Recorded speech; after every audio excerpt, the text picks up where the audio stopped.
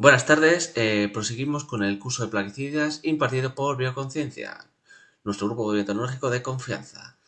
Este grupo estábamos constituidos por estudiantes de biotecnología de la Universidad UMH. En este curso de plaguicidas y salud, lo que te explico, seguimos con la segunda parte, que se titula ¿Cómo afectan los plaguicidas a tu cuerpo? En la primera parte entendimos qué son los plaguicidas, por qué se usan y qué son los organofosforados. Hoy vamos a dar un paso más. Vamos a entender cómo afectan a nuestro cuerpo. Porque no basta con saber que están en el medio ambiente. Hay que entender qué hacen dentro de nosotros. Y no estamos hablando de exposiciones extremas occidentales, tipo pues que vas al campo y que justo estén fumigando.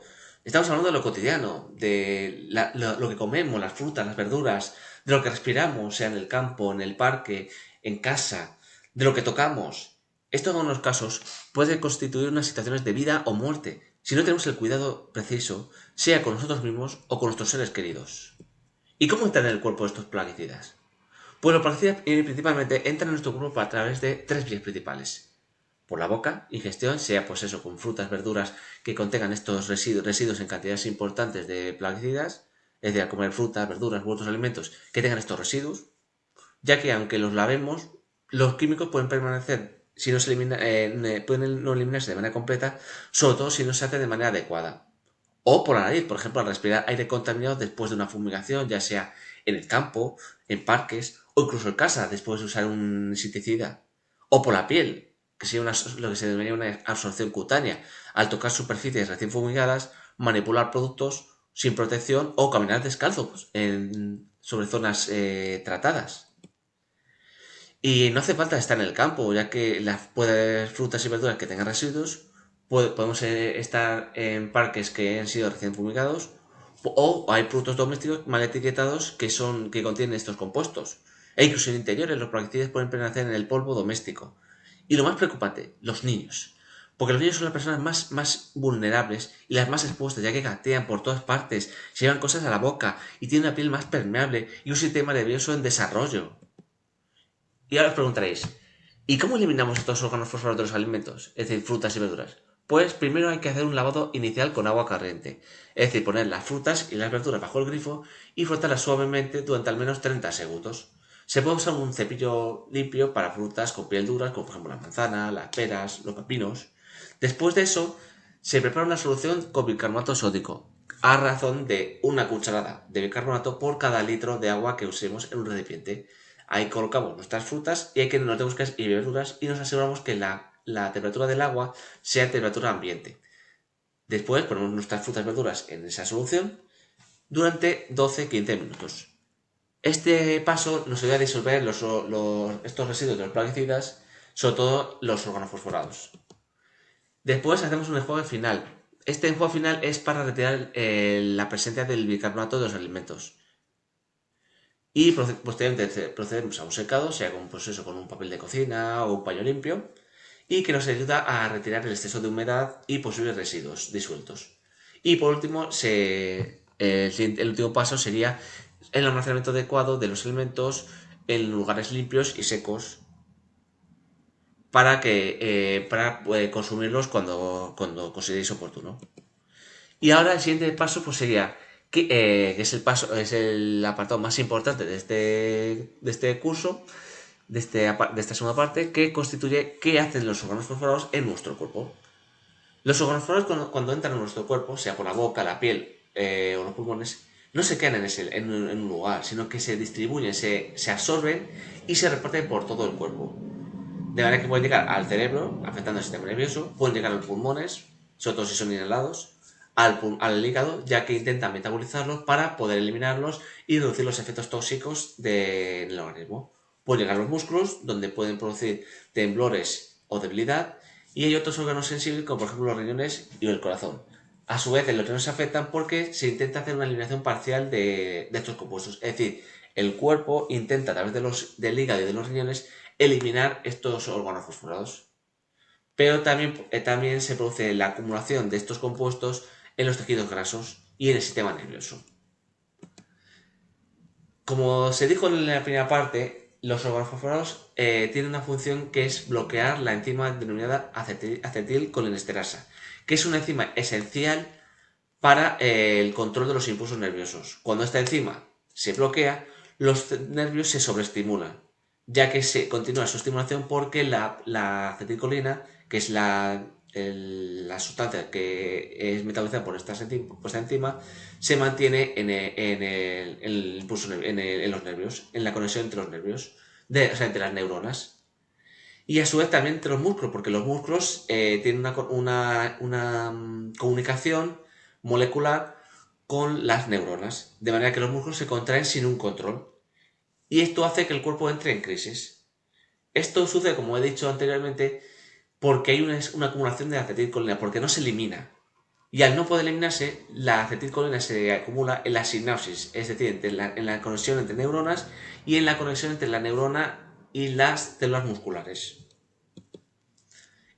En explosiones agudas, los síntomas pueden incluir síntomas muy diversos, desde salivación excesiva, sudoración, mareos, náuseas, vómitos, dificultad para respirar, que es un síntoma más serio, contracciones musculares involuntarias que pueden evolucionar al coma o hasta las convulsiones, y en los casos más graves, es decir, en casos en los que las concentraciones a las que nos viéramos expuestos sean mayores, pueden llegar al coma o incluso a la muerte.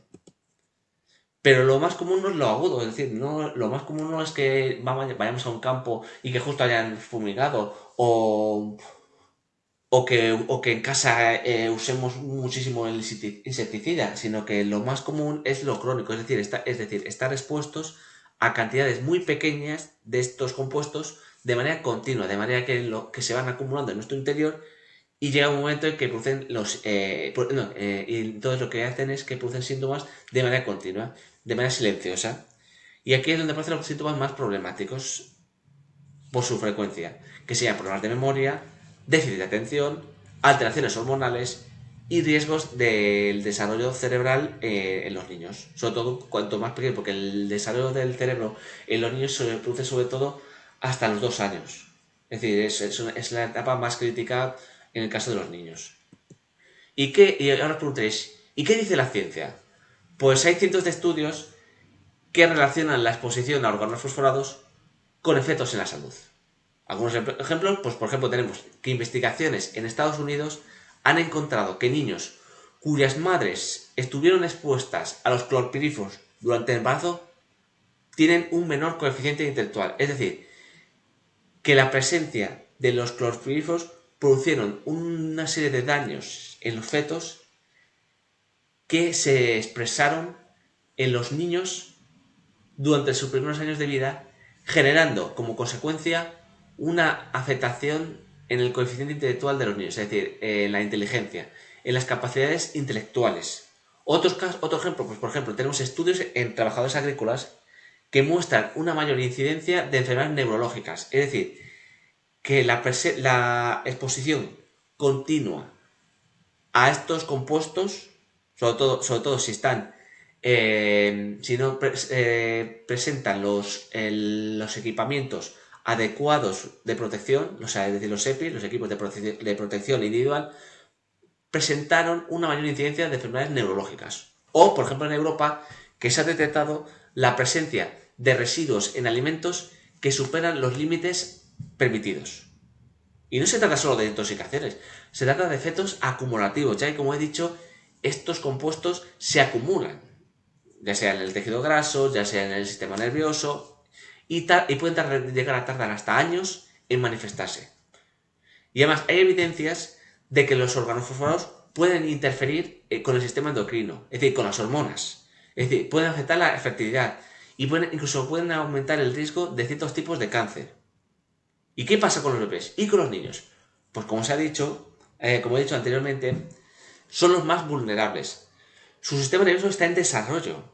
Es decir, nacen sin hacerse, sin estar preparados, ya sea para infecciones, ya sea para el medio ambiente, o sea, no están preparados, entonces están en desarrollo. Entonces, estos compuestos pueden afectar gravemente a su desarrollo y sobre todo a la parte más delicada, que es el cerebro, ya que su capacidad para eliminar toxinas es menor y además su exposición relativa es mayor. Es decir, por ejemplo, la piel tiene una mayor cantidad de superficie corporal en comparación con los adultos.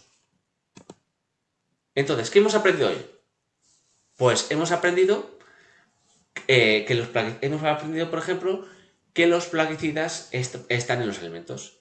Hemos aprendido un método para limpiar las frutas y las verduras de manera que no haya contenido en organofosforados. Hemos aprendido cuáles son las vías de absorción de la... No, las vías por las que podemos entrar en contacto con los plaguicidas, en concreto los organofosforados, ya sea por la boca, gestión oral, ya sea por la vía respiratoria, por inhalación, o ya sea por la piel, que es la exposición cutánea.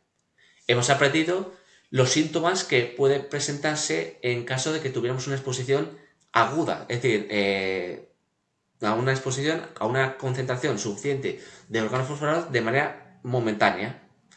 Náuseas, vómitos, dificultad respiratoria, afectación de los músculos, que pueden llegar incluso a las convulsiones, y en casos muy graves, el coma y la muerte. También hemos aprendido que pequeñas cantidades de organofosforados de manera continuada pueden tener efectos muy perjudiciales en nuestra salud. Pueden producir riesgo de cáncer, de algunos tipos de cáncer, problemas endocrinos, pueden alterar el desarrollo cerebral de los niños. También hemos aprendido ejemplos de estas situaciones en el mundo. Es decir, que la ciencia ya ha hablado. Porque los plaguicidas no solo están en el ambiente, pueden entrar en nuestro cuerpo por vías cotidianas y que sus efectos pueden ser agudos, pero sobre todo crónicos, y que los niños son los más vulnerables. En el próximo módulo vamos a ver qué dice la legislación, quiénes lo regulan, qué países nos han prohibido, por qué siguen en uso. Porque entender el problema es el primer paso, pero actuar es lo que realmente cambia las cosas.